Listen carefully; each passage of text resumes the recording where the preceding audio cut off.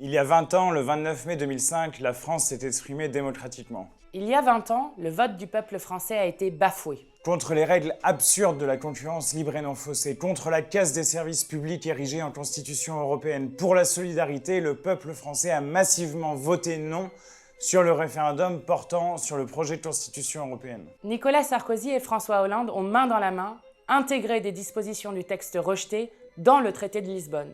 Ils ont ainsi trahi le vote des Français, comme ils ont trahi le vote qui a porté en tête le nouveau Front populaire en juillet dernier. Le vote de 2005 nous rappelle qu'il est possible de gagner contre ceux qui veulent nous dicter comment penser et prétendent aujourd'hui encore imposer les mêmes politiques de souffrance sociale qui sont partout en Europe, un carburant de premier choix pour l'extrême droite. La démocratie, c'est le pouvoir du peuple.